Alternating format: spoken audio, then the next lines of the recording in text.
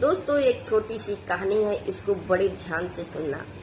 एक सासू माँ अपनी बहू के ऊपर चिल्लाकर बोलती है कि ये मेरा घर है, मेरे हिसाब से चलेगा, मैं जो कहूंगी वही तुमको करना पड़ेगा, यहाँ तुम्हारी कोई मनमानी नहीं चलेगी, तुम जब अपने घर जाना तब अपनी मनमानी चलाना। बहू शांति से सुनती रहती है, बिल्कुल जवाब नहीं देती है। उसी वक्त उसका बेटा आता है ऑफिस से घर और अपनी माँ को लेक्चर देते हुए बहू की कुछ बातें सुन लेता है। तो जैसे ही उस बहू की नज़र उस अपने पति पर पड़ती है तो एकदम खुशी से झूम उठती है, एकदम दौड़ के जाती है कि मैं आपके लिए चाय बनाकर लाती हूँ, आप आज जल्दी से आ गए हो।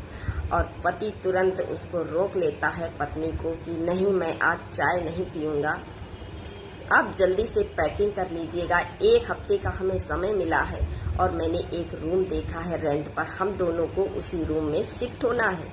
1 हफ्ते के अंदर ही जो ये बातें सासू माँ सुन लेती है तो एकदम गुस्से से आग बबूला होती है और अपने बेटे से बोलती है कि कहाँ जा रहे हो, अगर तुम इसको लेकर के चले जाओगे तो यहाँ घर का पड़ा हुआ काम कौन करेगा, कौन खाना बना के मुझे देगा, कौन कपड़े धुलेगा, कौन झाड़ू पोछा करेगा।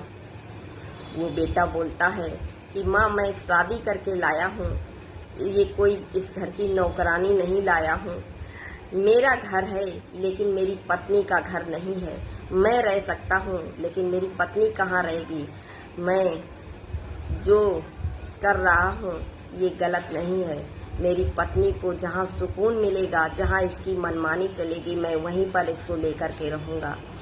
तो बेटा कहता है कि जल्दी से पैकिंग करो, चलते हैं। तो बहू कहती है कि माँ को भी साथ ले चलो।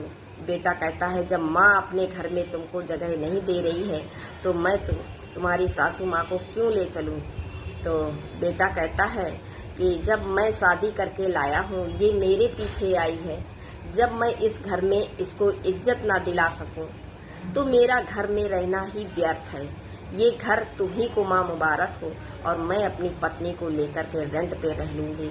तो दोस्तों कमेंट बॉक्स में ज़रूर बताना आपकी क्या राय है, ऐसे महान पति के लिए आप ज़रूर बताना।